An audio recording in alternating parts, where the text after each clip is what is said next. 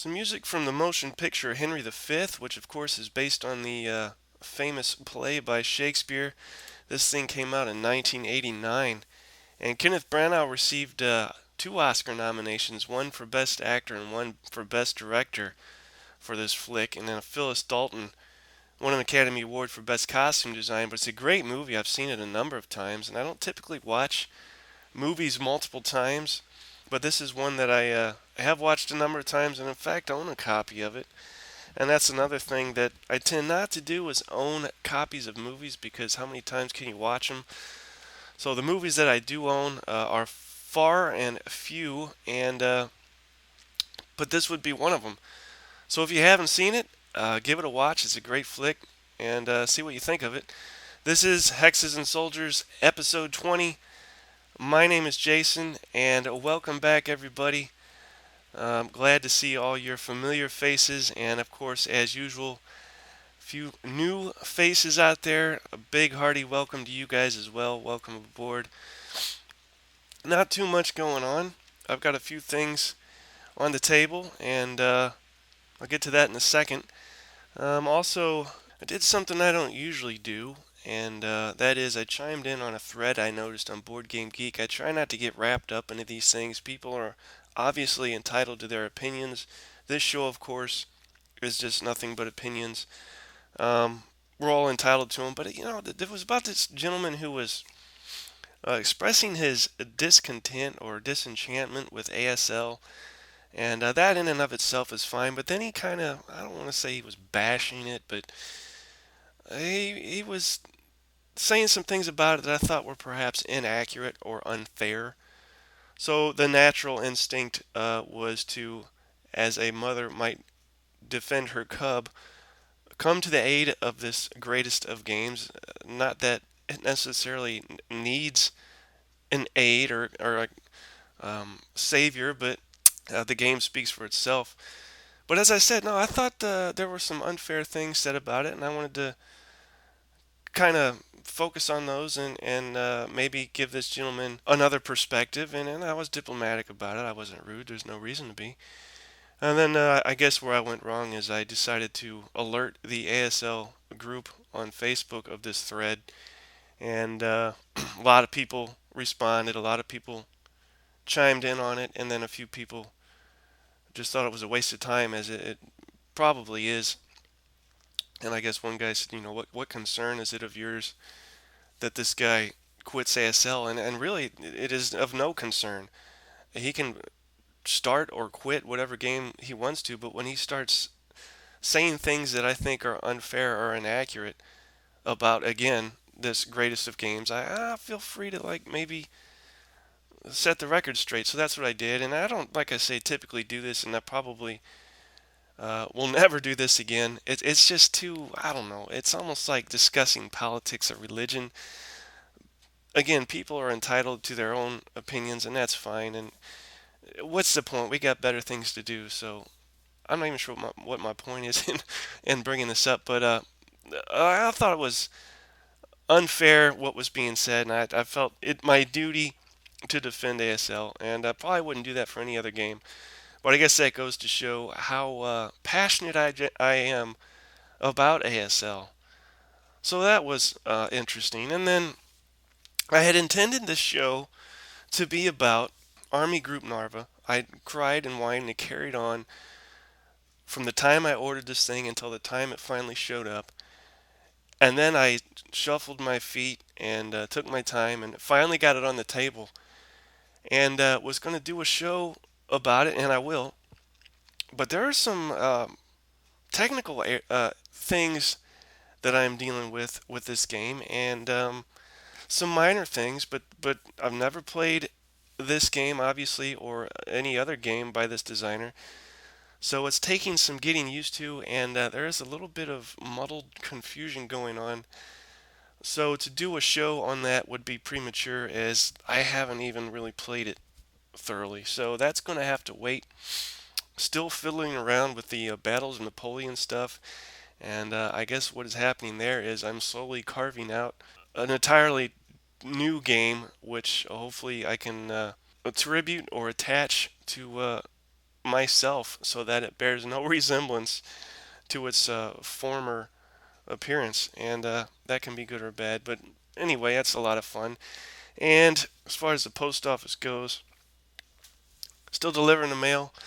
Messed something up last time I worked and was given a day off. I guess the punishment when you work at the post office for fouling something up beyond all recognition is a day off. And hey, we all need money, but at the same time, I'm all for a day off. It was a Saturday. I found plenty to do, so not too worried there. Uh, Bigger worry, perhaps, is the performance of the St. Louis Blues of late. And I don't know if this team is just tired or uninspired or focused on the postseason or what, but my lord, or is it injuries? We've lost a couple key guys who are due back at some point, but it's almost painful to watch, and I don't even know if I can watch if they're going to keep playing like this. And I don't mean again to whine. We're the second best team in the entire league, but looking at the way they have played of late, it is hard to imagine that they were able to get where they are. So we'll just have to stick it out and see how that goes. I think Tuesday night we play the Washington Capitals, and well, that shouldn't prove too hard of a task, but you never know. And as far as the industry goes, I gave the bulk of the news last episode, and it was a pretty big bulk. Not too much going on as of now. And one thing that I've come across that I've failed to do, I don't think I've done this yet, may have once. Compass Games, I think I've been ignoring them, and again, I'm not getting paid to do news or reviews for any of these companies, and I didn't receive an email saying, hey, this is Compass Games. You review all these other companies and give updates and ignore us. What's going on? No, nothing like that happened. I just happened to be, as I do, strolling around the internet and checked it and thought, oh, why have I neglected Compass Games? There's no reason. I own a few.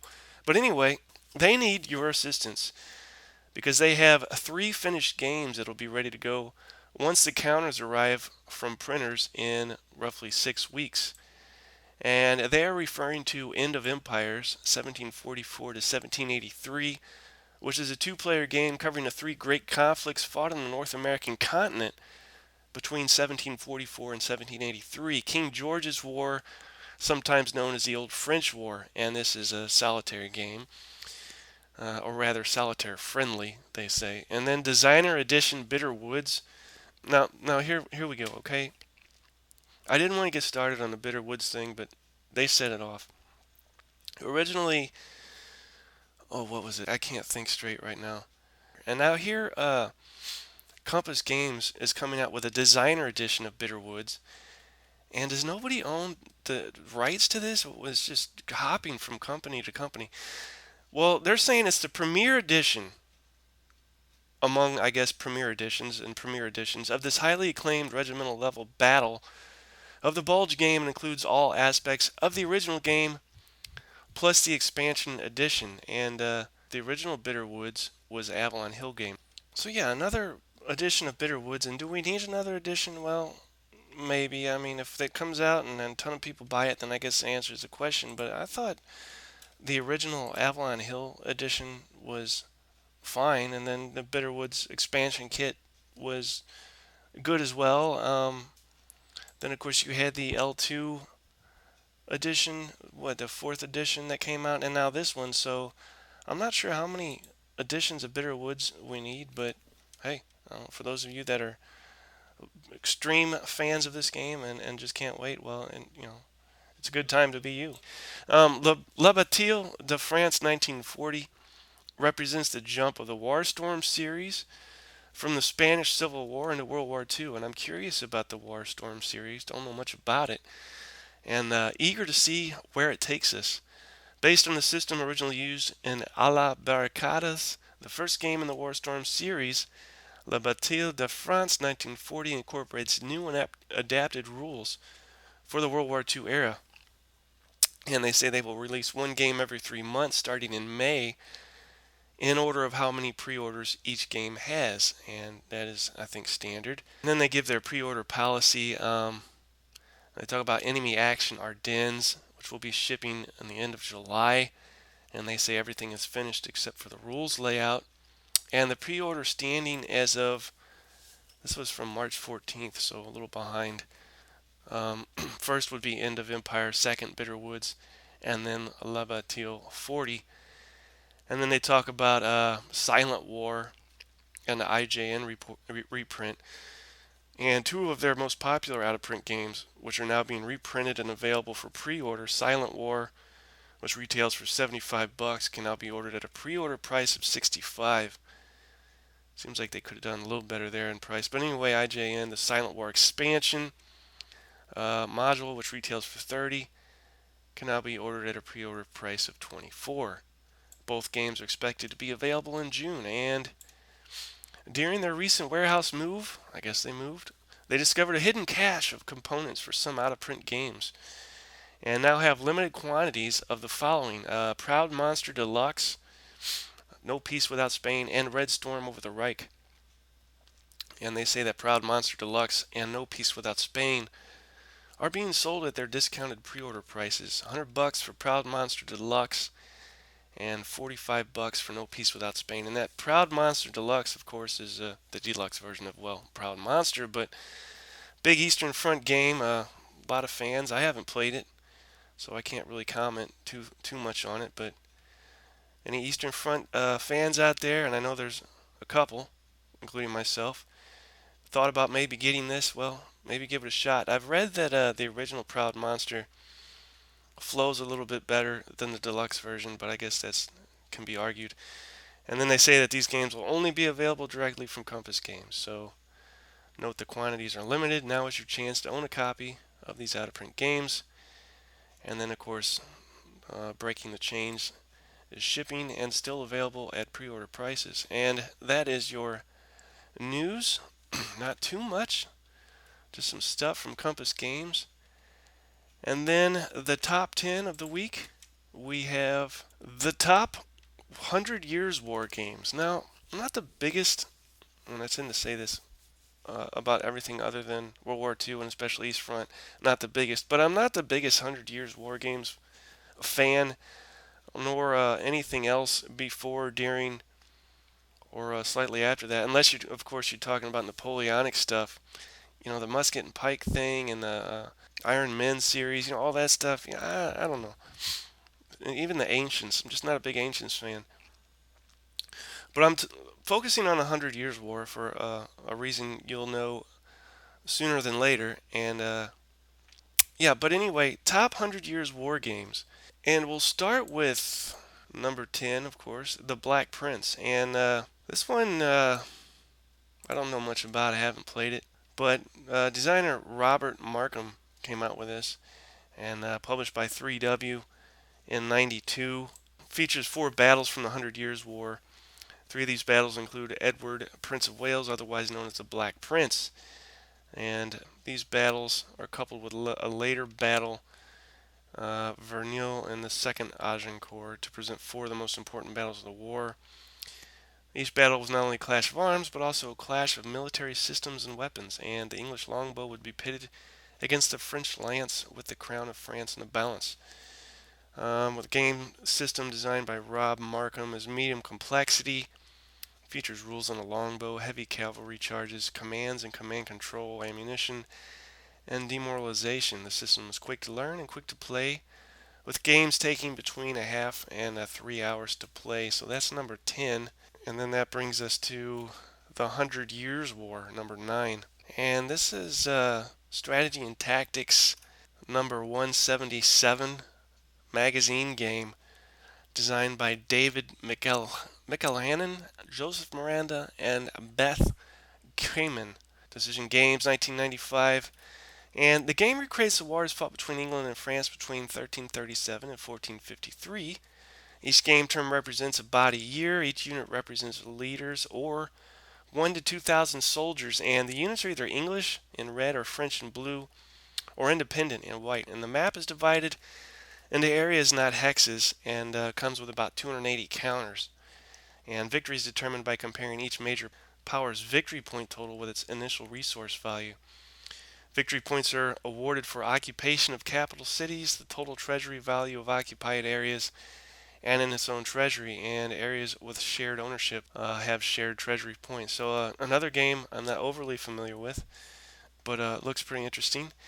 And then number 8 would be Agincourt, and bell should be going off in your ear right now. But Jim Dunnigan, and this is the SPI version from '78, and this recreates a well-known battle in 1415 of the same name. Each hex is about 34 yards, and the counters represent from 250 to 500 men, or 1,000 if double-sized, or 1 to 2 artillery pieces. Each turn is 3 minutes. Each player alternates as the phasing player and moves in impulses, after each of which the opposing player can engage in archery fire. After movement, morale is checked, and then the melee combat may occur. Combat results are calculated by percentile dice on a combat results table. Losses are imposed by line, of which units start with 2, 3, or 7. And when a unit loses all its lines, it's eliminated. So morale is tracked both for individual units and for each side as a whole. And it looks pretty interesting. There's a game that I was working on not too long ago, and I like the idea of morale being tracked for not only units on the map, but the site as a whole. Both taken into account, I think, work nicely.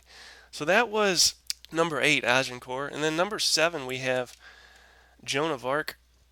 And Joan of Arc is a game of conquest and perfidy in the Kingdom of France. Deals with the conflicts of France during the 100 Years' War. Multiplayer war game with a card-driven combat system and a political layer that players must contend with. Designed by Pascal Bernard, came out in '98, and published by looks like Tilsit, Clash of Arms Games, and Mario Truant Verlag. For just over 100 years, England and France battled over who would sit on the French throne. Even with France itself, factions developed, but putting forth their own candidates challenging the rights of the Dauphin. From this struggle, heroes emerged, notably the Black Prince and Jeanne d'Arc, the Maid of Orleans. Tremendous battles were fought at Crécy, Poitiers, and Agincourt, yet their impact in the war was ephemeral. Long sieges followed short campaigns. Bands of the notorious free companies, temporarily unemployed, marauded across the countryside in search of rapine and plunder, complicating matters. Both famine and plague poisoned the seasons. All in all, 'twas a grand time, so they say. Joan of Arc, that would be number 7. And then number 6, we have Right Fierce and Terrible, Sluice 1340 from Against the Odds magazine. Designed by Jeremy White, it came out in 2011. And Against the Odds, they do some great stuff. But it says, Right Fierce and Terrible simulates the battle in 1340 between English King Edward III and a French fleet assembled to carry King Philip VI's invasion across the English Channel. It was the first major battle of the 100 Years' War, and although it was a naval encounter, the English fleet attacked their French adversaries in the estuary before Bruges. It was decided by sword, hammer, and arrow, confined to cog and barge. Retreat was not an option for Marines in this desperate fight. Despite being outnumbered in foreign waters, the English fleet annihilated its adversary. Edward captured nearly all his rival ships and slew a horde of soldiers and mariners that day, boasting that bodies were washing on the Flemish beaches for days. Designed by Jeremy White, this is an unusual game. Players build the battlefield as they go by navigating their squadrons of galleys, nefts, and cogs through the estuary. They create the terrain upon which the knights and men-at-arms will vie for supremacy. Success hinges on the ability to deliver marines and archers against weak points, or in giving your opponent no choice but to hit your fleet where it is strongest. And the English will have the longbows, of course, and a high freeboard, as well as the benefit of the wind gauge in many scenarios. But if played smartly, the French will manage to offset those advantages, applying his weight of numbers irresistibly against the English king's bid to rule France. Scenarios treat the variety of questions that puzzle historians about this battle, and since the game is not complex and plays in under 3 hours, it offers a chance to explore many angles and historical interpretation. So has a 22 by 34 inch map, some oversized counters, accessible rules with extensive illustrated examples of play, and 7 scenarios with setup diagrams for a quick start. And regardless of the scenario played, the casualties will be horrendous. and there are tough decisions to make. Archery, ramming, grappling, and melee are the tools of conquest here. The battle is likely to ebb and flow. Squadrons can be captured, liberated, and captured again, and leaders, including King Edward, can also be captured and liberated or killed by a stray arrow, or if nabbed, executed on the spot. Would Edward's demise have spared Flanders and France 100 years of war? Knights can perform acts of heroism to avert disaster, but at great cost to themselves. Each fleet's morale will gradually deteriorate as the battle grows more desperate until at last one fleet finally breaks and the day is won.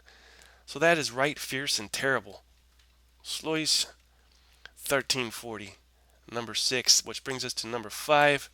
Poitiers 1356 at Formigny 1450 by Victus, and it's by a designer named Friedrich Bay. Came out in 99. Issue 26. This game offers two battles in the Hundred Years' War, Poitiers and Formigny. The choice of battles allows one to examine how tactics changed from the beginning to the end of the war, particularly the value of artillery, and each turn is a half hour of real time, and each hexagon represents about 200 meters, so these battles are pretty small and quick playing. And as with all Victus games, the counters need to be cut out and mounted. I've never purchased any Victus games, but I'm not sure how that would play out. I guess it's okay. The rules are entirely in French, although translations are available online. So don't let the language barrier stop you from that. Poitiers 1356, which was number 5. That brings us to number 4, a Black Prince, Crécy, and Navarrete. And another strategy and tactics game, magazine game. This came out in 2009. Designed by Anthony Buscini, Christopher Cummins, Eric Goldberg. Would that be Eric Goldberg of Kursk fame? Tom Hamilton, and more. Looks like Rob Mosca, Dick Vollers, Dave Worden. Wow, all these people had a hand in designing this game. Not sure why, but that's how it ended up. And the diversity of doctrines, weapons, training methods, and leadership in medieval armies was a function of the geographic and cultural diversity in which those armies originated, naturally so. Consequently, many military systems developed along divergent lines until the time of the widespread use of gunpowder, which dominated Renaissance warfare. Black Prince, Crécy, and Navarrete reflects that diversity by simulating two battles, both of which represent a clash of distinct weapons and tactics, and Navarrete is a simulation of the conflict between English and Castilian forces and their French allies near the Spanish village of Nájera on the 3rd of April, 1347. During the Hundred Years' War, the battle marked the culmination of the Black Prince's campaign to overthrow the usurper Henry the Bastard and regain the throne of Castile for the rightful king, Pedro the Cruel. The scales are 50 yards per hex, 500 men per standard counter, 1,500 per double-length counter, and 20 minutes a game turn. At Crécy in 1346, the French knights in Philip's army were the elite of the country and felt themselves to be the epitome of chivalry. That led them to treat the foot soldiers of both sides with contempt. Thus, when charging, only English knights were worthy of their attention. Also, when their own archers faltered before the hail of English arrows, they saw them as cowards and traitors not worthy of being on the field. And the scales here are about 80 yards per hex, roughly 400 to 500 men per counter, and then you have your 1,200 per double length counter, and it's going to run you about 40 minutes a game turn. So another game that looks fairly interesting, and I don't have too many strategy and tactics magazine games. You pretty much got to order them. You can hit up, I think, any Borders or Barnes & Noble and grab a copy of Strategy and Tactics, but as I've said in the past, it makes me want to pull my hair out that they can't order, like, even if it was just one additional copy, a copy that includes the game, because I tell you what, if I found a place that started doing that, I would buy it each month. That is my promise. So, but they don't do it, so whatever, you got to order it. And then that was number 4, which brings us to number 3. This will tie in later. Men of Iron. And Men of Iron was released by GMT and is by Richard Berg. A lot of you should be familiar with him. Came out in 2005, and it covers the re-emergence of infantry in the early 14th century, along with a more perceptive understanding of the value of combined arms warfare especially with good use of defensive terrain. The scenarios highlight the key elements that made these battles so fascinating. The defensive power of the longbow, especially when used in coordination with dismounted or even mounted men at arms. And the longbow really was, I've heard it referred to as this, the machine gun of its era, and thought that was pretty accurate. Given the right deployments and forces, the inability to take advantage of the marvelous abilities of the vaunted knights, the finest mounted force in Europe, became something of a surprise to many experts. And Men of Iron is designed for quick learning and easy play, so they say. The game rules are short, there are no turns, play is continual, with ample opportunities to steal play from your opponent. And combat resolution is a single die roll. Playing time is about an hour per battle, really. And this is also GMT's a gift to the gamer who enjoys playing solitaire, for the system was designed for both individual and face-to-face play, without any loss in insight or fun to see what happened in these famous battles and why. And it lists the battles that are included, which looks like there's about half a dozen battles. And no, it's a great game and treats its subject, as I'm sure GMT does with most of their titles, accurately and faithfully. So that was Men of Iron, 2005 release, and that was our number 3 in this top 10 list, which brings us to number 2, Empires of the Middle Ages.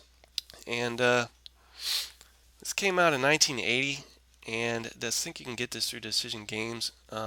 Was originally released by SPI, and then Hobby Japan picked it up. Designed by Anthony Buscini, Jim Dunnigan, and Redmond Simonson. And this classic SPI game from 1980 covers the economic and political landscape of medieval Europe from 771 to 1467 on an area map. Several scenarios allow players to do anything from a solitary game during Charlemagne's reign to the grand scenario that covers historical trends throughout the period. And Decision Games published a second edition in 2004 with a different styled map. I think they added optional expansion rules, encounters for armies, fleets, civilization markers, along with additional event cards, so they really beefed it up, raising the number from 56 to 164 cards.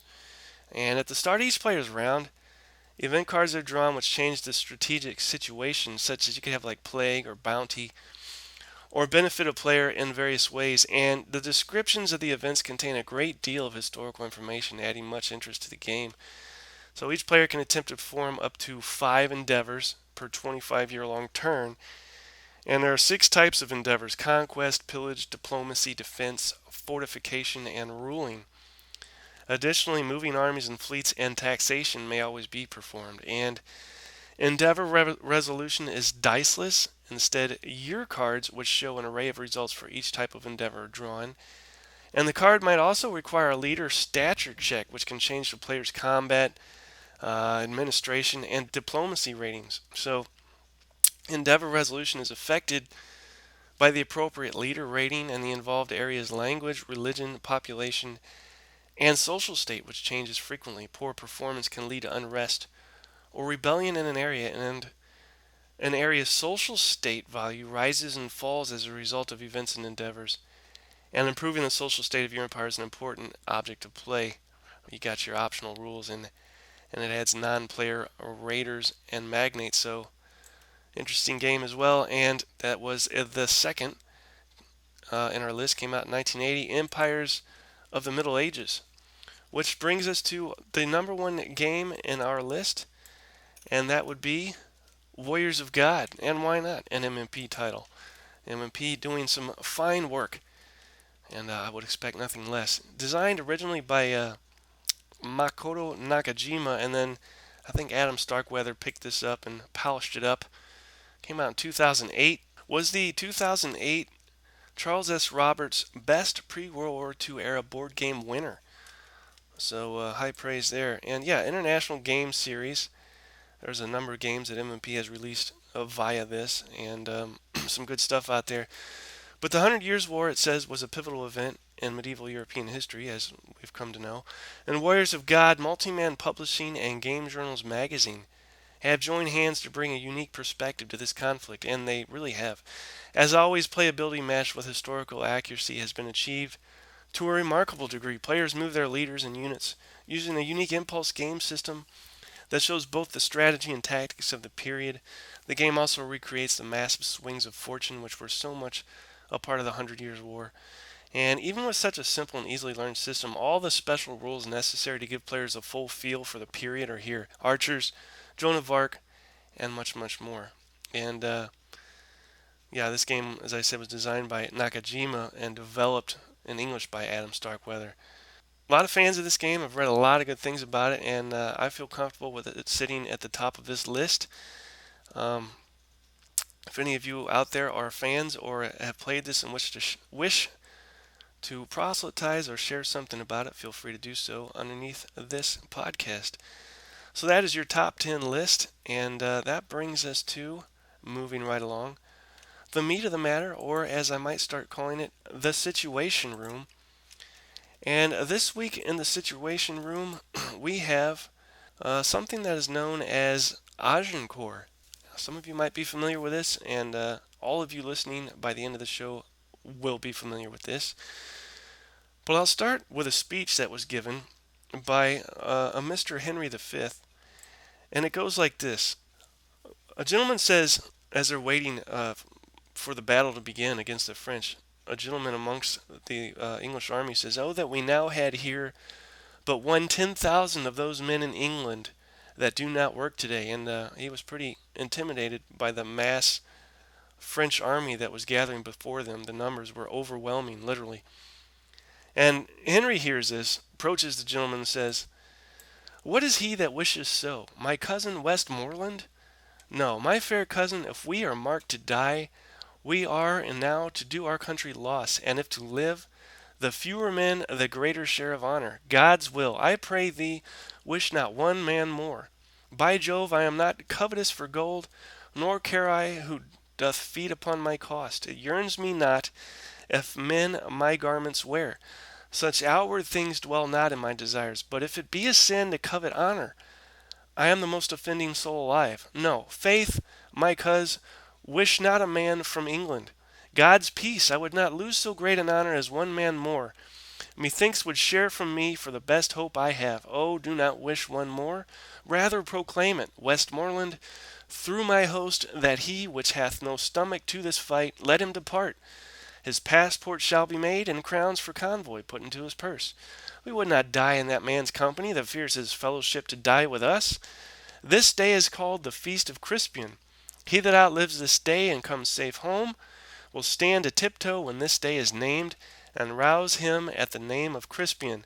He that shall live this day and see old age will yearly on the vigil feast his neighbors and say, Tomorrow is Saint Crispian. Then will he strip his sleeve and show his scars, and say, These wounds I had on Crispian's day. Old men forget, yet all shall be forgot.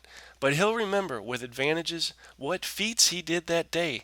Then shall our names familiar in his mouths, as household words, Harry the King, Bedford and Exeter, Warwick and Talbot, Salisbury and Gloucester, be in their flowing cups freshly remembered. This story shall the good man teach his son, and Crispian shall ne'er go by, from this day to the ending of the world. But we in it shall be remembered, we few, we happy few, we band of brothers. For here today that sheds his blood with me shall be my brother, and be he near so vile, this day shall gentle his condition. And gentlemen in England now abed shall think themselves accursed they were not here, and hold their manhoods cheap, whilst any speaks that fought with us upon St. Crispin's day."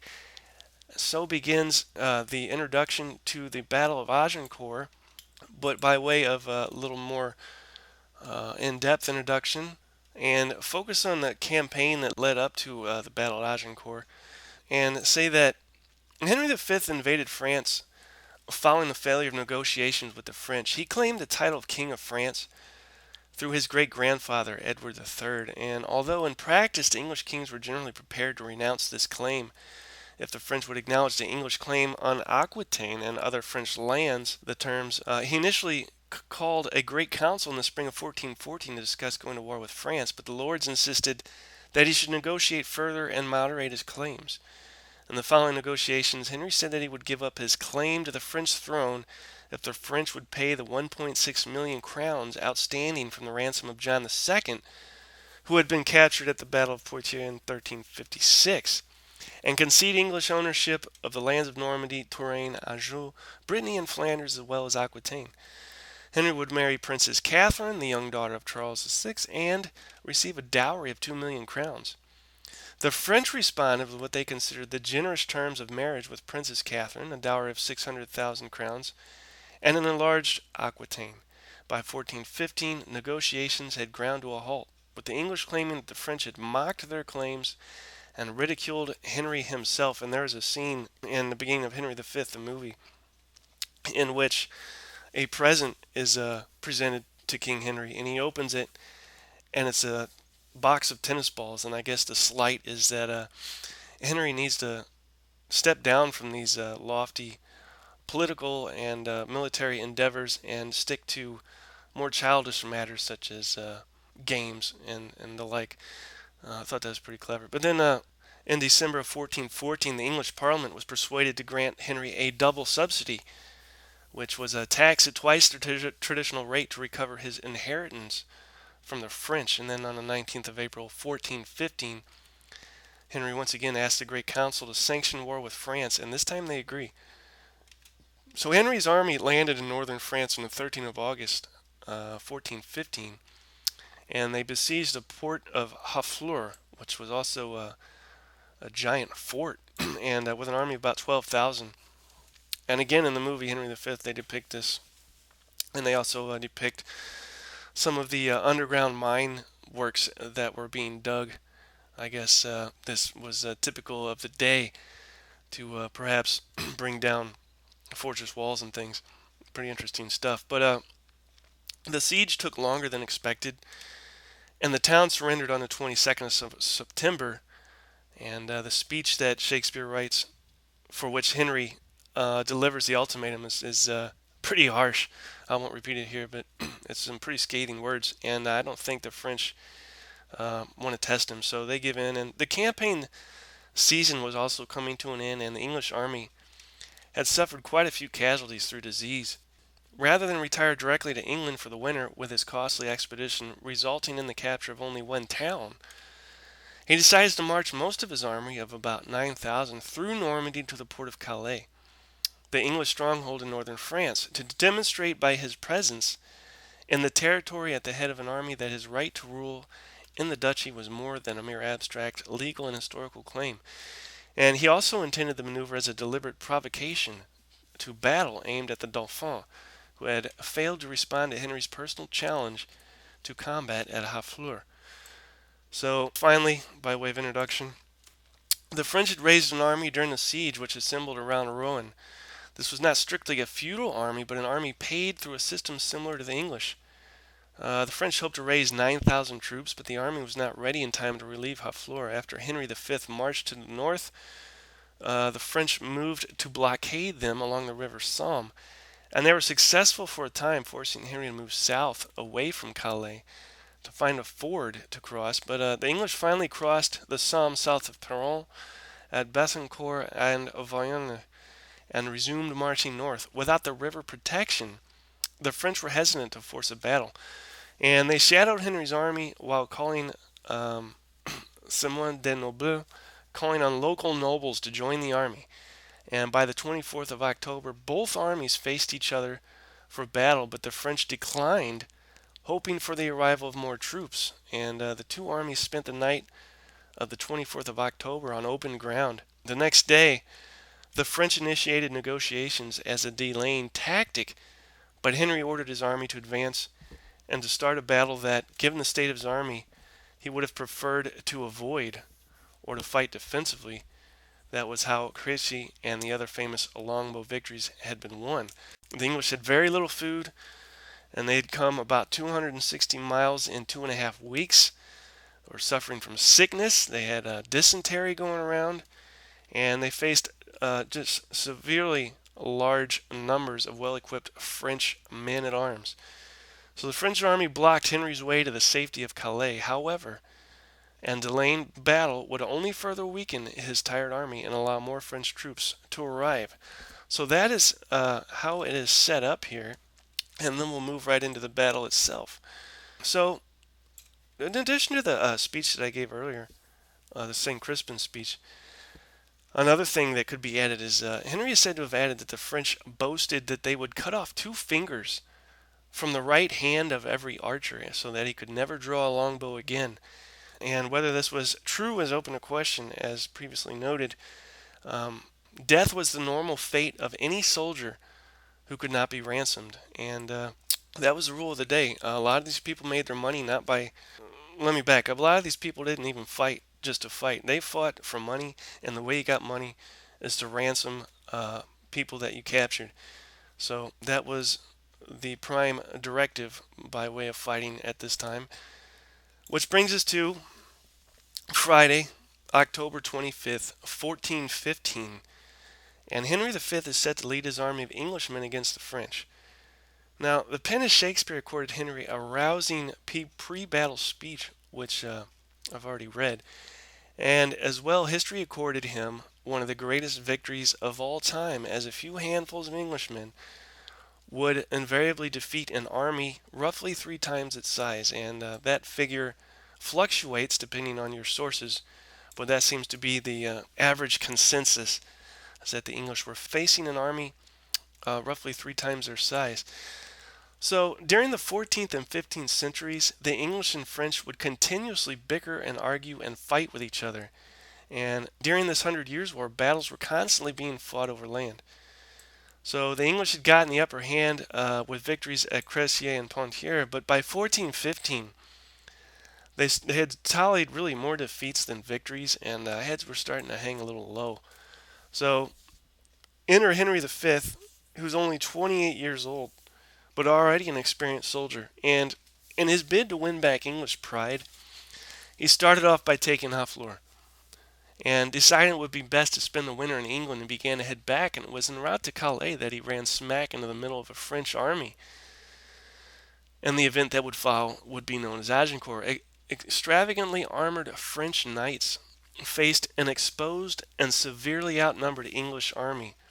Yet a mere 2 hours after the battle would begin, it would be the English who'd be the ones left standing, while thousands of French knights lay dead upon the ground. So many attribute this stunning success to the English longbow, and a case can be made for that. But as it turns out, there's more to this story than previously thought. It isn't just the longbow. First, you have to take in to account the terrain, and there were three villages, one of which was Agincourt, and between them was the main road, and it was this road that King Henry was using when he met the French, who were slightly north of Agincourt. And Henry set up camp at Maisoncelles, one of the three villages. Now, of note is the lay of the battlefield itself, which tends to slope down pretty severely on either side, which means the actual fighting area was confined or contained to a certain area, if you will. So the numbers look like this. You got about 7,000 English against roughly 20,000 French, and again, those numbers fluctuate based on who you read. But it comes to roughly 3-to-1 odds, and yet the two armies were organized in varying ways. Henry's men were paid soldiers of mixed classes, while the French were mostly noblemen, and this is key, as we'll see. So in that fateful morning, the English were commanded by Henry V with dismounted men at arms who were the heavily equipped knights. On either flank were the archers positioned in such a way that they could fire upon the advancing French, who should have been led by Charles VI. But this guy was Looney Tunes, and one of the things was he thought he was made of glass, so he couldn't make it to the battlefield. And that also, if I could interject, somebody should do a paper or a book on battle commanders and their insanity, because I know the Prussian commander Blucher had some problems too, and I don't know if he thought he had something going on where he thought he was an elephant or something. I don't know what the hell, But some of these guys are nuts to say the least. Yet some of these guys were also, as Blucher proved a couple of times at least, effective in battle. Anyway, the French had a number of archers on the front line, flanked on either side by the cavalry, who were to clean up the English archers. Then finally, rank after rank of dismounted men at arms comprised the center, which would outnumber the English at times from 3 and 5 to 1. So history tells us that it's the English longbow that held the French cavalry at bay, with its long range and sheer numbers of loosed arrows. Now, the total amount of English archers was roughly, I think, 5,500 is the figure we get, with only 1,500 men at arms. But so why so many archers and not that many men at arms? Well, because that seems like a disproportionate amount, and it is. And the reason is financial, and they actually have on record old receipts and things from this campaign, and based on those, it's determined that you could, for your money, get 2 archers for the price of one knight. So what are you going to do if you don't have a lot of money? And money was in fact tight, and in fact so tight that Henry had pawned the crown jewels of England to pay for his war. And so yeah, money was tight. But what made the longbow so effective was not only its range, but sheer ease of use, which meant an archer could get off about 8 to 12 arrows a minute. And it was about 4 times faster to load and reload than any other weapon of its type, including the French crossbow, which was used extensively at this time, especially at this battle. And it wasn't extremely accurate, but the strategy was to blanket an entire area with sheer numbers. So quantity over quality. And with roughly 5,500 archers loosing around 10 arrows a minute, meant that 55,000 arrows would have been raining down during the opening of the battle.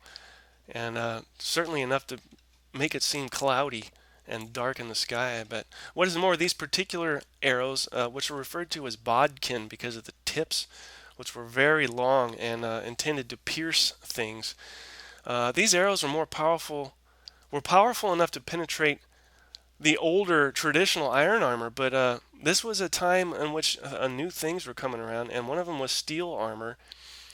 And the steel armor that the French were covered in from head to toe, literally, was about 2 millimeters thick. And these arrows couldn't penetrate it. They bounced off.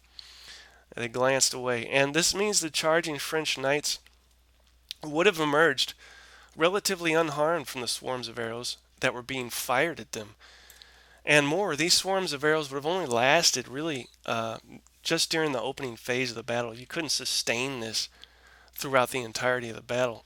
So, considering the French survived the opening phase with 3-to-1 odds, how could they have fumbled the ball so badly?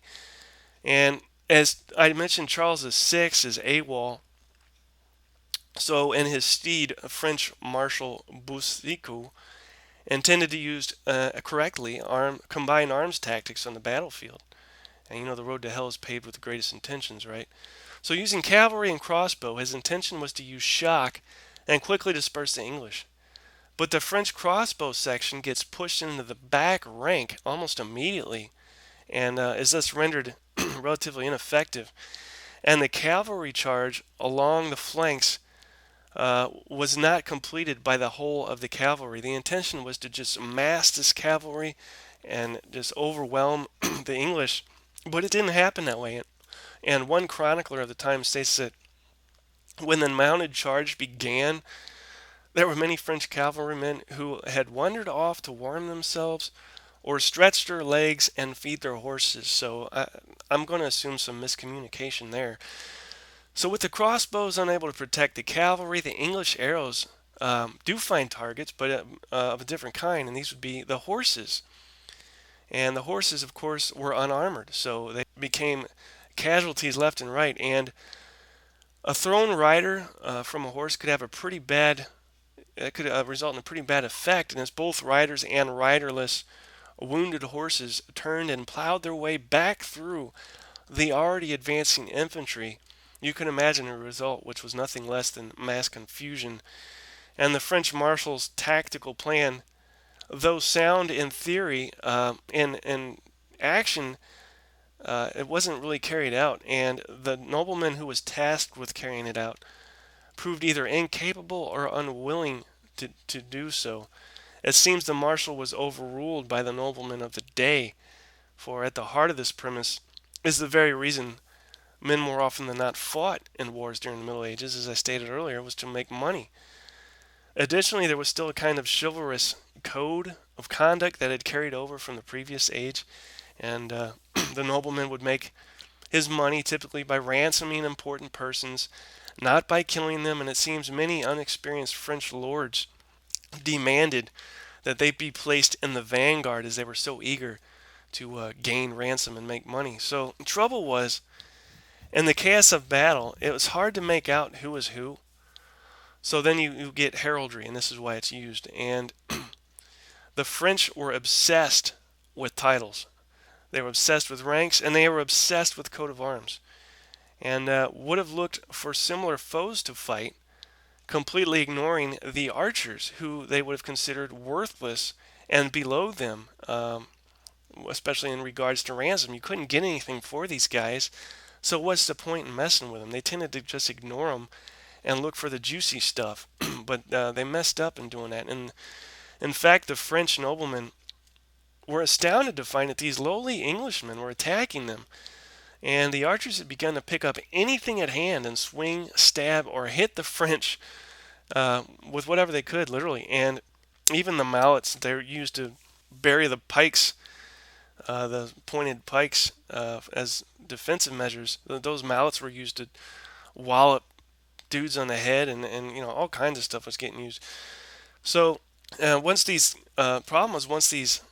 mounted noblemen fell off, they couldn't get up, and they're so weighed down with heavy armor and whatnot. So of note was the particular makeup as well of the soil of the Agincourt battlefield, which, when wet, it stuck like glue, and it also created, oddly enough, a slip and slide of sorts. And so not only was it like glue, it was also slick. It wouldn't, I mean, you get the stuff on you, it wouldn't come off, and then you just slip and sliding everywhere.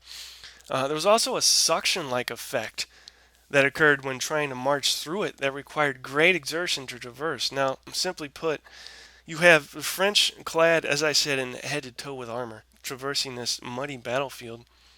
And what happens when you get a smooth piece of metal pressed into mud is literally a suction effect, and it requires quite a bit of effort to unsuction yourself. And interestingly enough, the French would have a similar problem with mud at Waterloo.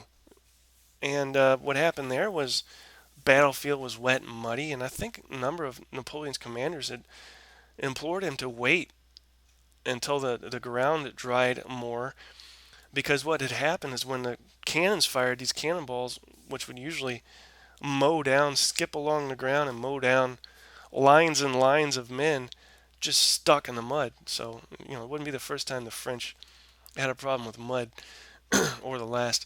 The English, who were garbed in cloth and not armor, were as a result more agile and could move more freely and more liberally in the mud than the French, and thus were more able to wield and parry. So it seems that, in the movie Conan, where he has the riddle of steel, and what is stronger than steel, and the answer, well, of course, is flesh. But here we have, seems like a riddle of armor, and in this particular battle, it seems that cloth is stronger than armor, and that allowed the English more mobility. Simple enough. So now, if you remember, the battlefield, as I said a while ago, was flanked by steep slopes on either side, and the English happened to place their lines on the particular part of the battlefield that proved the most severe by way of flat ground. And the English had also made use, though to what extent is still undetermined, of these pikes that they would sharpen, which work much like barbed wire later on would, through directing and focusing the path of the attacker. A lot of people look at barbed wire or these pikes and think, how is that going to keep anybody from advancing? Well, it wasn't really meant to prevent somebody from advancing through or over it, but what tends to happen is a natural effect occurs, and when a mass of troops or an army approaches, you tend to take the path of least resistance. And what happens more often than not is subconsciously you tend to follow into the areas that are not laden with rows of barbed wire and pikes just for ease of access. But what has happened is the defenders typically, 11 times out of 10, have intended this to happen so that they could direct the point of attack. And that's how it works. So, nevertheless, overall, the topography of the English position simply funneled the French, who had advanced along broad, flat plains in the north, into a narrow, tight, funnel like area with little room to maneuver, with soldiers pushing their way forward from the back, just like as if you had an auditorium overpacked with people and the fire alarm rang. You can imagine how many people would step on each other and crush each other in an attempt to get through such a small exit. Well, you got somewhat of a similar thing here. You've got that going on, as well as that the French would have been more effective if they could have approached in an attack formation along a broad front. Instead, the English were able to confine them to a small, constricted area, which worked to the English advantage. So, as I said, with soldiers pushing their way forward from the back, many were simply trampled by their own advancing men. And now, anytime you try to move a large mass of soldiers into or through a confined space, again, it's relatively easy to block or impede the entire mass. And case in point, you've probably seen the movie 300 with the hot gates. Look how much more easily it was rendered able to defend based on where they decided to defend and not with what they had to defend with. And that's what's going on here. So, with all the mud and the heat, and the French being clad in pretty much full armor with their visors pulled down, which really disallowed adequate airflow, and all this is accumulative. And as well as the crushing, tight, constrained, overcrowded area, the poor French were basically worn out before they were even able to raise a sword and swing it. And you then begin to realize that most of the work was done for the English.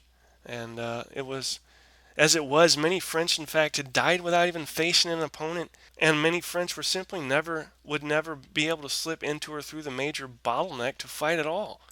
So again, the French outnumber the English, but they're only able to get so many at a time into the fight and actually do damage. So the only real French highlight, if it can be called that, was the attack on the baggage train, which allowed him to pillage some of King Henry's treasures, not the least of which was his very own crown. And I guess you get some casualties there as well. But that was pretty much it. So rather than the English winning, it's more like the French lost. And the final figures after the battle, again, vary, but there's something like this. You've got hundreds of Frenchmen were taken prisoner. Oh, let me add that with these French prisoners, Henry, rather than ransom them for money, as was the tradition, he simply had them killed. And this was a task that the archers were more than willing to do. So it wasn't that tons of French were killed in battle as much as killed after the battle. So, and it's argued that Henry simply didn't feel confident enough to maintain and keep all these prisoners, as well as prevent them from possibly, I don't know, getting together and an uprising at some point. But what is more, he still wasn't even sure if he'd even won. You know, it was the battle was still just freshly completed, and it was uncertain as to who would be the victor. And by the day's end, according again to varying sources, you've got anywhere from 100 to 1,600 English counted dead, wounded, or missing, while anywhere from 1,500 to 11,000 Frenchmen reportedly killed, with 1,500 more had been captured. So quite a staggering difference in odds. And that is the Battle of Agincourt. And again, I don't tend to game or even read too much regarding this era or the time before this.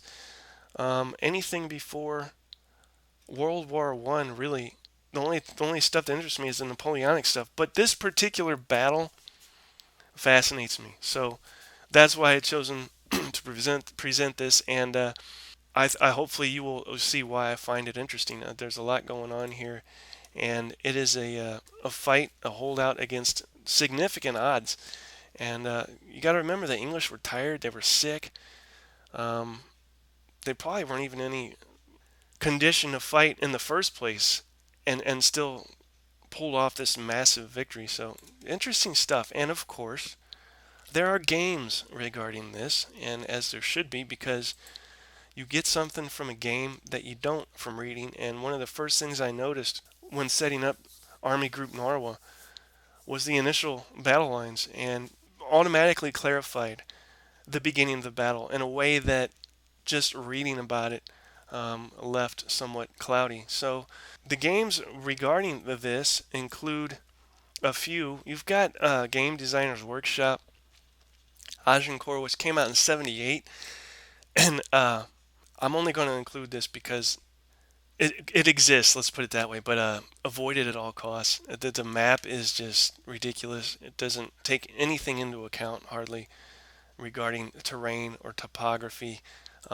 This the simplicity of this thing is laughable, and in that respect, it is more or less boring. So I wouldn't recommend anybody play this, but I have to include it because it represents the Battle of Agincourt. Probably a better option would be the Agincourt game that came out in '78 by SPI, and I already talked about this in the top 10. But again, it's an older game. It's not going to have too much by way of chrome or detail. A pretty straightforward thing. The map is only somewhat better, but there's some stuff going on that definitely makes it better than the previous game I mentioned, the Game Designer's Workshop game. So it plays a little bit better. Obviously, I should say a lot better than Game Designer's Workshop, but there's a third game, and this perhaps might be your best bet if you're wanting to simulate this battle and get anything worthwhile out of it, and that would be the game from GMT. And this is a game that you can add on to the Men of Iron. It's a scenario that I think was included in C3I magazine that you can add on to their Men of Iron series. And again, I've already gone into the Men of Iron thing and I already talked about all that, but it's designed for quick learning and easy play. The rules are short, there's no turns.